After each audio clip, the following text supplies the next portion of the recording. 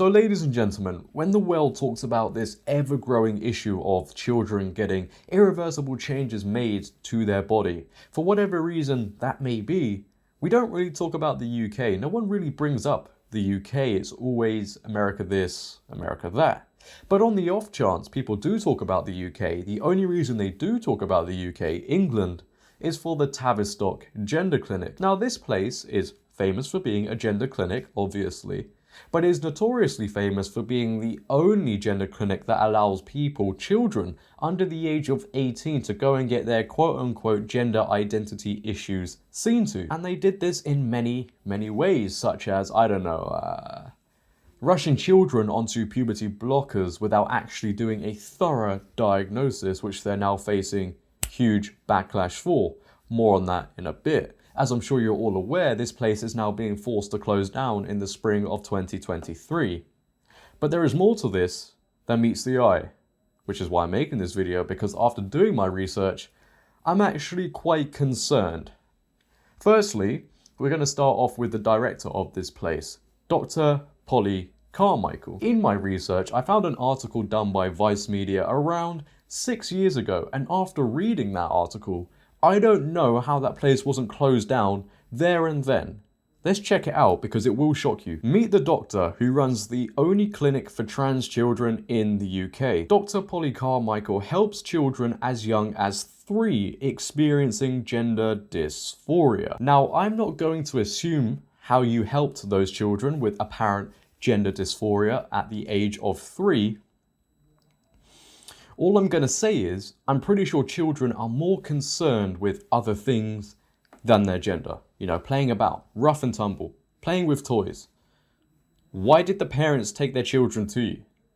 Were they playing with the wrong colour toy? Did they pick up a pink t-shirt instead of a blue one? I don't know, I'm interested because that concerns me that parents in this country were concerned with their children's gender at the age of 3. They went to go and get this woman's expertise. She is the country's leading clinical psychologist in the area of transgender children. Her clinic at the Tavistock and Portman Centre in North London is the only NHS service dealing with gender identity for under 18-year-olds, which means she is, as tabloid scare stories would have you believe, the doctor leading the charge of playing God by giving young children hormone inhibitors to block puberty and treat a fashionable syndrome that has become a social tyranny. So just from reading that sentence there, I think we can kind of decipher maybe how she treated those 3-year-olds with apparent gender dysphoria. Now, even 6 years ago, they were prescribing children with puberty blockers. Who knows how long they were doing that for? And now knowing what we know about those things, that should scare a lot of people as it scares me. And I genuinely feel sorry for those families. But even 6 years ago, Vice Media was saying it was scaremongering by the tabloids. Well, fast forward 6 years, Vice Media, that scaremongering proved to be true, didn't it?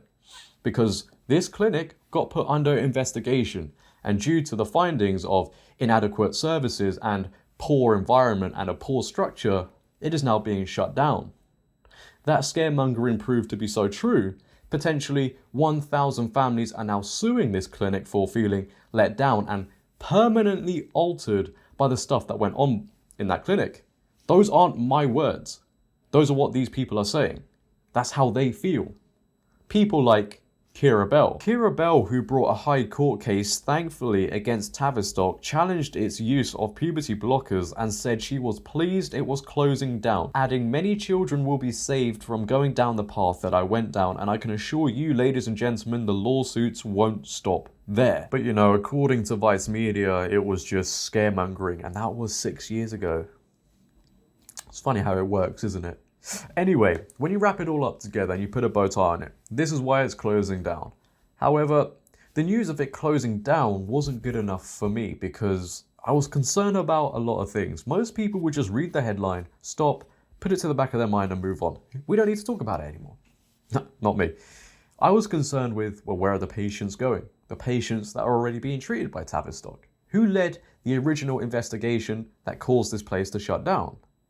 And this is where the reports don't really add up. It gets a bit confusing. So the doctor who led this original investigation, who goes by the name of Dr. Hilary Kars and was a leading cause in getting it shut down, has said in interviews previously that the current model of care was leaving young people at considerable risk of poor mental health and distress, and having one clinic was not a safe or viable long-term option. And that last part seems to be the only part that has stuck in her agenda, because she has also come out in another interview and praised the work done by the people at Tavistock. In an article published by the Pink News, they go on to say, Kars has underlined that the closure is designed to improve access to healthcare, not shut it down, and complimented the work of staff at the Tavistock Centre. In my interim report, I said that a single specialist provider model is not a safe or viable long-term option in view of concerns about lack of peer review and the ability to respond to the increasing demand. The purpose of the regionalised model is to improve access, networked care, research capacity and workforce development. Hitting back at anti-trans claims surrounding the Tavistock's GIDS closure, she added the staff working at GIDS have demonstrated compassion and a strong professional commitment toward their patient population. So what does this all mean? Because I'm confused, and I'm sure you are as well.